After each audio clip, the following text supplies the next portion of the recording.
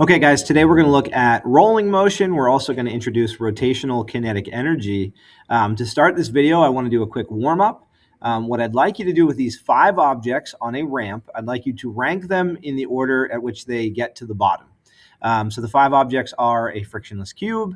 You have a cylinder whose moment of inertia is 1/2 mr squared, a ring with mr squared, a solid sphere, 2/5 mr squared, and a spherical shell, 2/3 mr squared. And again, I want you to rank them in the order that they reach the bottom of the ramp. Go ahead and pause the video and come up with a prediction, and then we'll see if you're right. Okay, so I'm going to go ahead and run this simulation from ophysics.com. Awesome website. They do a really good job with simulations in all of the different topics that we've covered.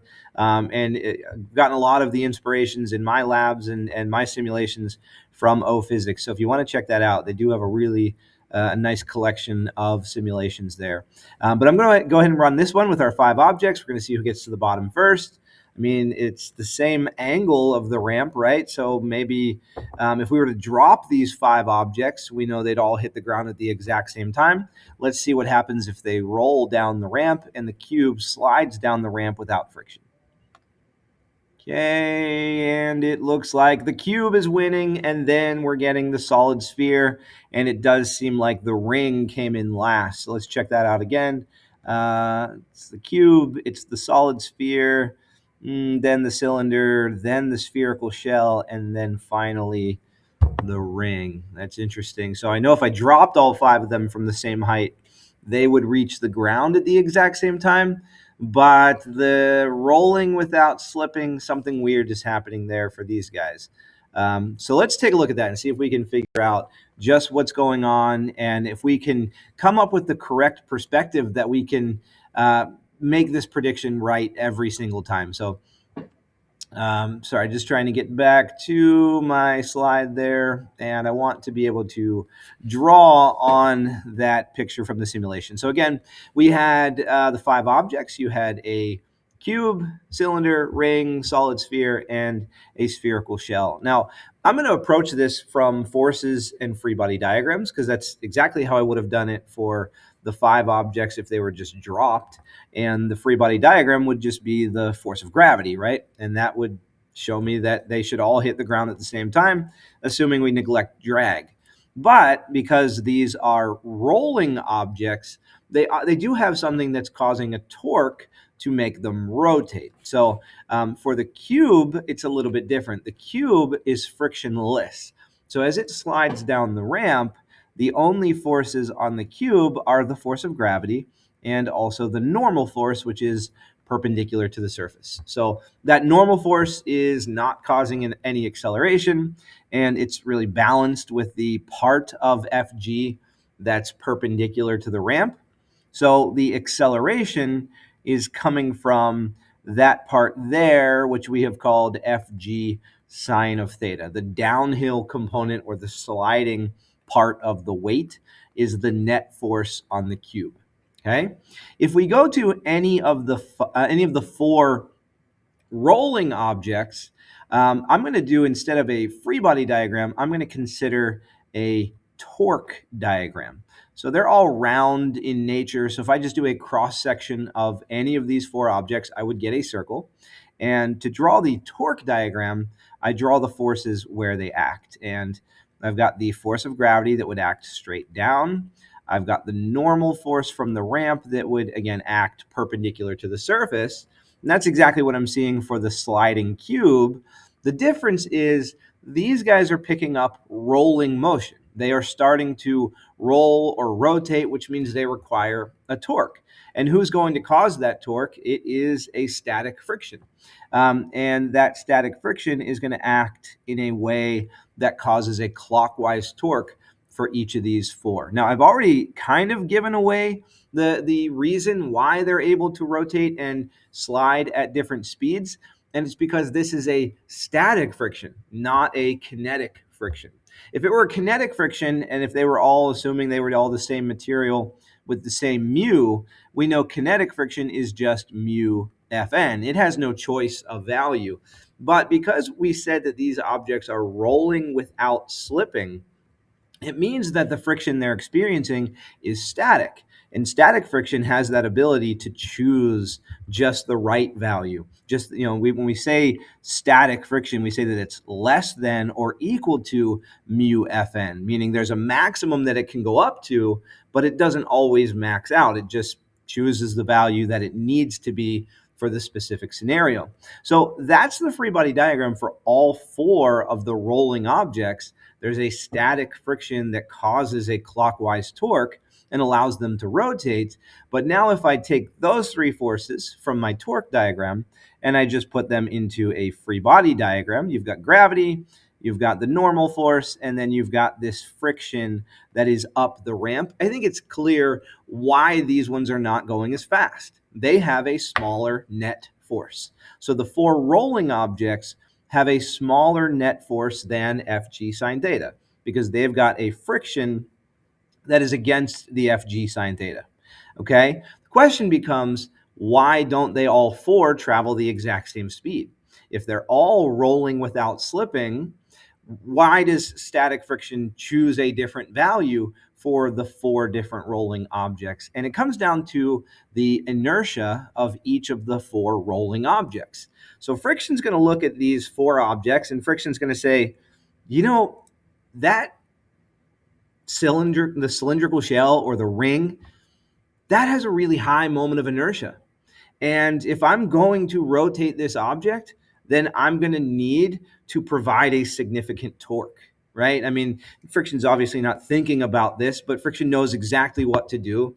And it immediately applies to the situation and says, the cylindrical shell or the ring is the hardest of these four objects to rotate because it has the largest moment of inertia. And if I'm going to get it to rotate, and if I'm going to have the translational terms match the rotational terms, what I mean by that is if V is going to equal omega R, which was our condition for rolling without slipping, then I'm going to need more torque. So static friction says, I need to be a larger value. I need to provide a larger torque to the cylindrical shell or the ring so that it's able to rotate so that it doesn't slip. And when it does that, when it chooses a larger value of the static friction in order to cause higher rotation, it also applies that same larger static friction to the free body diagram. And if I go to the free body diagram and I sum the forces, if the static friction is largest on the ring, then the net force down the ramp is going to be the smallest because I've got Fg sine theta against that force of static friction. So because the cylindrical shell has the greatest moment of inertia, static friction chooses the greatest value in order to provide the greatest torque, but that also decreases the linear or translational acceleration, so the cylindrical shell loses.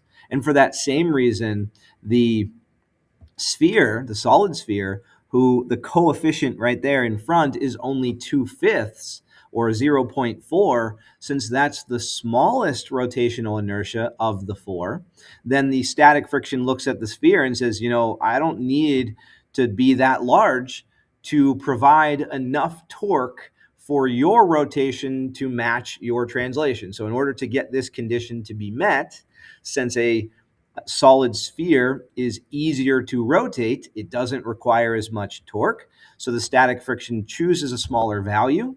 And in choosing a smaller value, that leaves on your free body diagram a greater net force. It's still not Fg sine theta, but it's Fg sine theta minus a smaller value of static friction. So that's why we have the solid sphere coming in second, and then we had the solid cylinder coming in third, because it has, again, a smaller moment of inertia, so it's easier to rotate. So that value of static friction is different for each of our rolling objects because static friction is choosing just the right value so that our conditions for non-slip are met. And that's really important because as long as we're not slipping, energy is going to be conserved. And that's really what friction would like to do. Friction doesn't like, I mean, I don't think the universe likes when objects are rubbing past each other and we have kinetic friction, because that's always taking mechanical energy and creating heat. That's always releasing thermal energy and messing with our mechanical energy. So friction is really trying to keep that condition met, and it will continue to keep that condition met until, if we took this ramp up to if it became too steep and we weren't able to provide enough static friction, like if we exceeded this maximum value and these guys would just start to slip down the ramp instead of rolling without slipping, friction is going to keep doing all that it can to try to conserve energy, try to keep this static. So that value is going to be chosen to try to keep it rolling without slipping. If we exceeded a certain angle, if we got too high of a ramp, too steep of a ramp, then it wouldn't be static friction anymore. It would become kinetic friction. And basically, it would immediately become mu k times Fn. And there would still be a friction here on your torque diagram, and it would still be rotating the objects. But basically, the rotation could never catch up to the translation.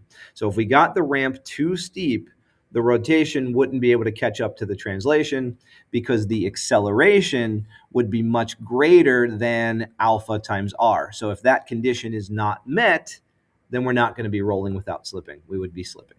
And then we get issues with energy. We know that we'd be losing mechanical energy because we're dealing with kinetic friction. Okay, but that's one way to look at this example. In a minute here, we're also going to come back to this and look at it from an energy perspective. But I do like to be able to visit each problem from both a forces and torques perspective and an energy perspective, because I think that gives you a lot of tools and a lot of ways to describe what's happening, and also to convince yourself, if you can make both reasonings meld together, if your forces and torques reasoning matches your energy reasoning, then you strengthen your argument for which of these is going to get to the bottom, and other things that get more challenging. Okay, so let's continue on with a few more examples. This is a rotating object that is also translating. I said that for these objects that are rolling without slipping, that they would have a static friction, and I think that's weird for people, because you usually think of static as not moving, and a rolling object is certainly moving. But remember, when we defined static friction, it wasn't that an object is not moving, it's just that an object, the materials are not moving relative to each other, so they're not rubbing past each other. So I want you to look at this wheel. If it were rotating and also translating, so that v here is the velocity of the center of mass, and I want you to rank the actual two-dimensional velocity of each of these points on the wheel. Let's go from greatest to least. So fastest to slowest, greatest to least, okay? And the actual two-dimensional velocity at any point on the wheel, since the entire wheel is translating at the velocity of the center of mass, but also we have a tangential velocity at all of these points, 1, 2, 3, and 5, that's related directly to the rotation. We know the tangential velocity is just omega times r. The actual two-dimensional velocity is the vector sum of the tangential and the center of mass velocity. Okay, so if you want to pause the video and see if you can get that ranking, go ahead and do that, and then we'll take a minute and go through this. Okay, so what I'm going to do here, I'm in green, I'm going to show that at every point, the wheel and the entire object is translating to the right with exactly that VCM. So everybody's got the velocity of the center of mass. Like if this is a car, you know that every piece of the car is translating forward at whatever velocity the center of mass is traveling, okay? But in addition to that, we also have a tangential velocity for any part of the wheel that's rotating. And I'll go ahead and I'll do that in red. So our red, we'll do the tangential part in red. So for example, if this wheel is rotating clockwise, okay, so clockwise rotation, that just makes the wheel be moving to the right. So I think that makes sense for us. moving to the right is the positive direction. So I'm going to go ahead and allow the wheel to rotate clockwise. The tangential velocity at point 1 would be just like that, and it would be equal to omega times the radius, which for this is the entire radius of the wheel, right?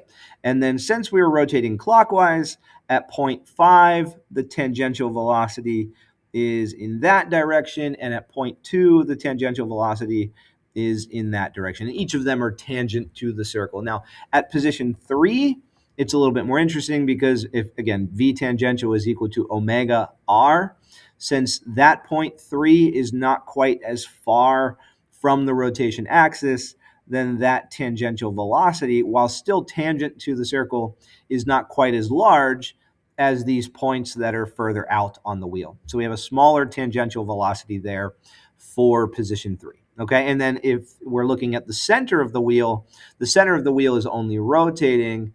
There is no tangential velocity there. So to get the vector sum of each of these, I really just pick up the two, the velocity of the center of mass and the tangential velocity, and I connect them together head to tail.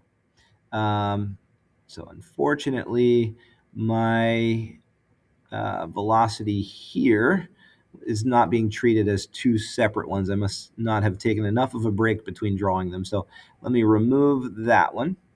Okay, so that is my center of mass velocity, right? I drew it at each position just like that because the whole wheel is translating. And I want to take that center of mass velocity and just connect it head to tail to the tangential velocity. And I'll do the same thing here at position 5, which is the point of the wheel that's touching the ground. So depending on how you did your ranking, let's see how well you did. At position 1, since both of these are collinear, they're going to make the largest resultant, right? The largest sum of those two vectors. So that means at position 1, it is traveling the fastest. So a point on top of the wheel is traveling much faster overall than any other point of the wheel. And then I would say it's probably number 2 next. So the resultant of those two vectors is that hypotenuse. And that hypotenuse is going to be larger than the hypotenuse that we see at position at C. So I would say at number 1, we're traveling the fastest, and then at number 2, then at number 3. At position 4, we have only the velocity of the center of mass, no tangential velocity, so that would be next. And then an interesting thing happens right here. If the tangential velocity is related directly to the angular velocity times r, right? And the velocity of the center of mass is also equal to omega r if we are rolling without slipping. That was our condition. Then it turns out the magnitude of the red and the green vector are exactly the same, which means the overall velocity of the bottom of the wheel is 0. So at any time, the lowest point on your wheel, the part that's actually contacting the surface for a wheel that's rolling without slipping, the reason it's not slipping is because the overall velocity at that point is 0. And if the velocity at that point is 0, then it's not moving relative to the ground. And that means it's not rubbing past the ground. And that means we don't have kinetic friction there if the materials are not rubbing past each other. So that's why this condition is so important. If the center of mass is translating equal to omega r, and the tangential velocity is always omega r, then the overall velocity at the bottom of the tire, the point of contact, the overall velocity is going to be 0. So that's what we mean by rolling without slipping. Okay. Now, what I like to do for any of these problems, especially when I'm approaching it with forces and torques, is I'm going to sequence the motion. I'm going to sequence the events that happen. And in real life, that doesn't happen. Everything happens simultaneously. But I like to sequence them for my own sake so that I'm able to determine the direction that friction is going to go. Because that's really the challenge, is when you draw these torque diagrams, how do you know which direction friction is going to be? Okay. So the first example I would give would be like a wheel that's just rolling at constant speed. So if it's rolling at constant speed and you want to draw a torque diagram, then you're going to put the force of gravity straight down. You're going to put a normal force straight up, and they're going to be balanced. They're going to be equal in magnitude. And then you say, okay, how am I traveling at a constant speed? Well, you may be tempted, especially if this were like a car and I asked you to draw the free body diagram of a car that's traveling to the right. You may be tempted to add friction. But if I add friction in any direction, then I'm not going to be able to keep this free body diagram or torque diagram in equilibrium. And if I can't keep it in equilibrium, then it's not going to be traveling at a constant speed. So it turns out that in order for it to be rolling at a constant speed, I can't add friction on here. This is the torque diagram for an object rolling at constant speed. And if I take those two forces and I put them on a free body diagram, just like that, I've got Fg and Fn with a net force of 0 and it's not accelerating. That's the condition I need for constant speed. Okay, so that's interesting, but I'd rather do something a bit more challenging. So let's try, if you're on a bike and you start to pedal faster, right? You start to pedal faster. Now we know what happens eventually. You're going to hopefully speed up, right? But I want to sequence these events. I want to know exactly what happens in what order so that I can determine the direction of friction, okay? So this is an object, again, we'll say it's moving to the right. So direction of motion is to the right. And you're starting to pedal faster. You're starting to give a lot of great effort in order to make the bike tires spin faster. Notice that I said you don't actually make the bike go faster. When you pedal faster, you make the tires spin faster. So the direct result of your pedaling is an increase in rotation. So that's why I'm sequencing them. The direct result of your pedaling is an increase in rotation. Now, put yourself in the shoes of friction. Friction has an option here. Friction says, oh my gosh, this rotation just went up. There's now more rotation than there was translation. And the direct reaction to too much rotation is friction is going to say, hey, I would like to decrease the rotation. Friction is going to attempt to counteract what you did. You pedaled faster. You increased the rotation. So friction is going to say, I have to stop that rotation. So pedaling faster made the clockwise rotation increase.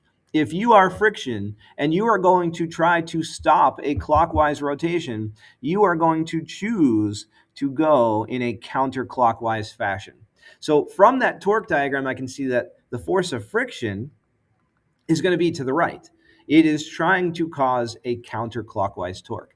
Simultaneously, you can see that if I apply that same friction to a free body diagram, that makes the translation increase. So really what friction did here was it reacted to you pedaling, it reacted to the bike tire spinning faster, it tried to decrease the rotation, but it put itself in a position where the translation was increasing. So really what we're trying to do is we're trying to reach an equilibrium between rotation and translation, right?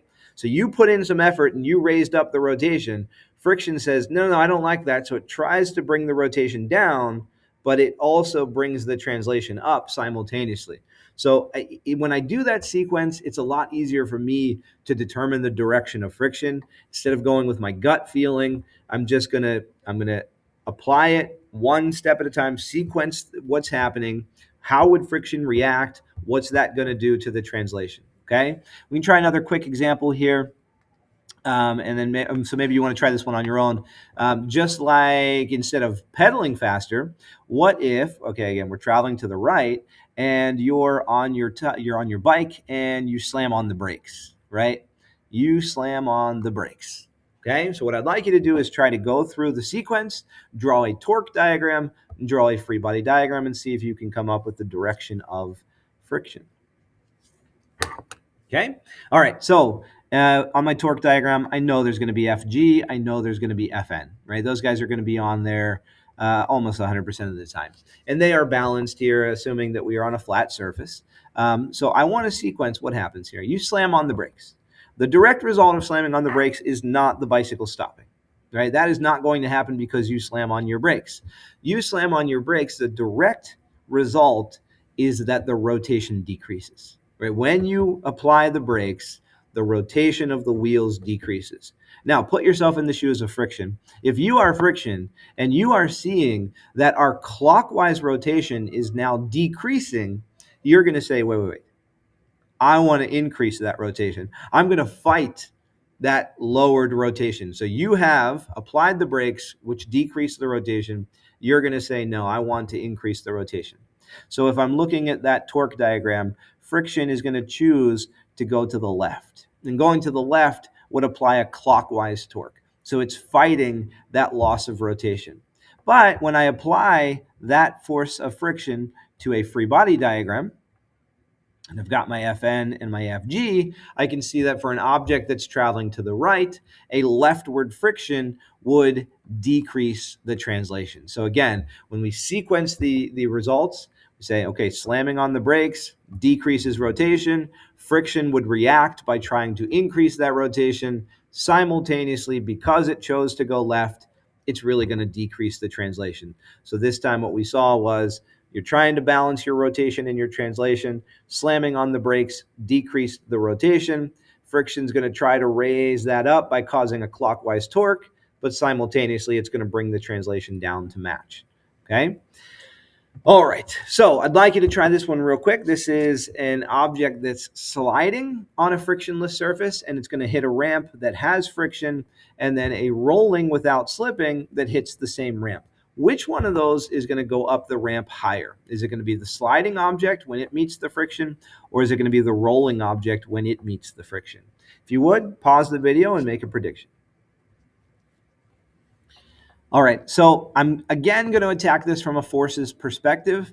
On here, the free body diagram is just normal in gravity, and rolling without slipping at a constant speed, also just normal in gravity. So on the flat surface, nothing is happening. There's no acceleration, there's no changing of the rotation. It's not until I reach this ramp that something interesting is going to happen. I know for the object that's sliding, when it gets to the ramp, it's going to have gravity down. It's going to have a normal force perpendicular to the surface, but it's also going to be there's also going to be a kinetic friction that is down the ramp because it's sliding. Okay, so as it slides up the ramp, we know that this guy has a downward net force of whatever the force of kinetic friction is, and also the downhill component of gravity. For the object that's rolling, it's a little bit different. We also, again, need to sequence the events and see what's happening. So I know there's going to be a force of gravity, and I know there's going to be a normal force. Those I can't get rid of, okay? So I have a weight down, and I have a normal force up. Now, I want to imagine what would happen if there were no friction, okay? If there were no friction, then I know that the net force would be Fg sine theta. So immediately when this rolling object meets the ramp, it would want to slow down. So the direct result of meeting the ramp is a decrease in translation. Okay, now you are friction. And you say, wait a second, there is a decrease in translation. What are you going to try to do? You are going to try to increase the translation. So that means I would say that friction is going to choose to go up the ramp. Now, simultaneously, while friction is going up the ramp and doing its best to increase translation, if I were to apply that to a torque diagram, so I have normal force, I have the force of gravity, and then I have an uphill friction. Notice that if this object is moving to the right and rotating clockwise, that friction going up the ramp is causing a counterclockwise torque. So simultaneously, while friction chose to try to increase the translation, it's also decreasing the rotation. Now, does that make sense with what you would expect to happen? This object doesn't continue to spin forever, right? As it gets to the ramp, we know that it will eventually stop. And it's going to stop translating. It's also going to stop rotating. So in order to stop rotating, it definitely requires a counterclockwise torque.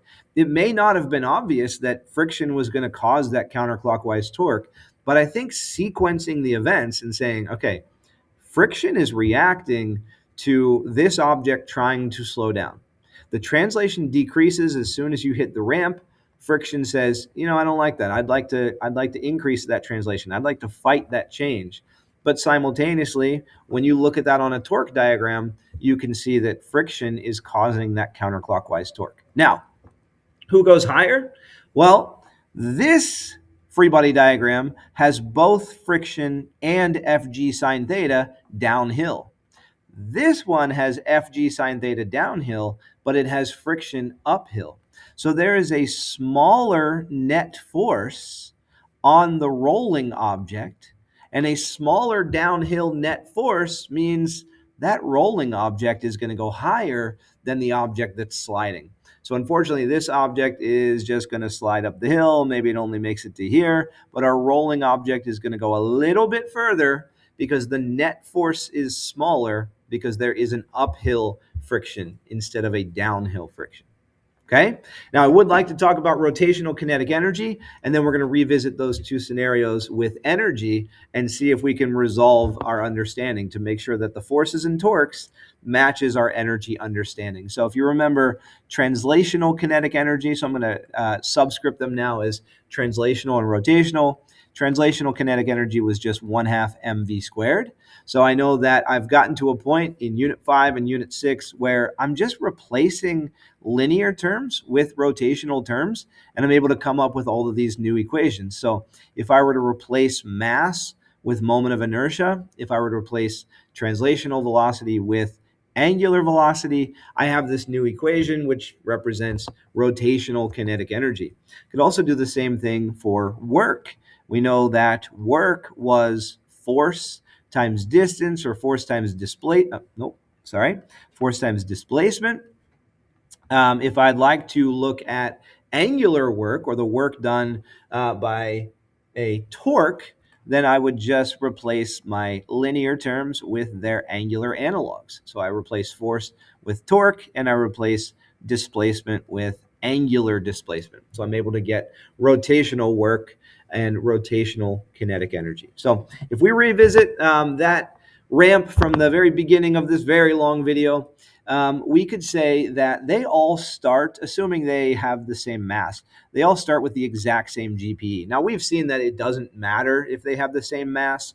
We've seen that mgh turning into kinetic energy, that the mass cancels, and the velocity, if they were all just sliding without friction, would just be root 2gh. So, but I'm going to assume here that they're all the exact same mass.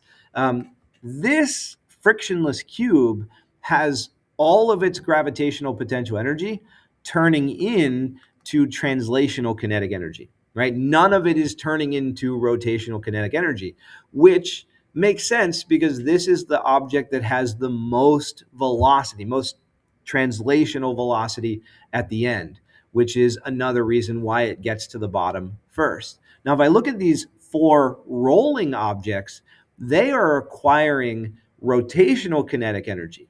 So not only are they getting translational kinetic energy as they go down the ramp, they're also getting rotational kinetic energy because they're starting to roll. They all start out with the same GPE. It turns out that the cylindrical shell with the highest rotational inertia is going to end up with the largest amount of rotational kinetic energy at the end. Since the total mechanical energy is conserved, because we're rolling without slipping, so we know that's static friction on those rolling objects, the cylindrical shell is going to have the least amount of translational kinetic energy at the end. And if it has the least amount of kinetic energy, translational kinetic energy at the end, it means it's moving the slowest. Our solid sphere, who had the smallest rotational inertia, is going to have the least amount of rotational kinetic energy, which means it has the greatest amount of translational kinetic energy for our rolling objects. So that is why, again, the solid sphere is traveling the fastest of the rolling objects at the end because less of its energy has turned into rotational. So the idea is that we should be able to explain this using both forces and torques and also energy, and those explanations need to match or we've got issues and we have to fix them, okay? All right. Last one that I want to visit would be the hill that we looked at.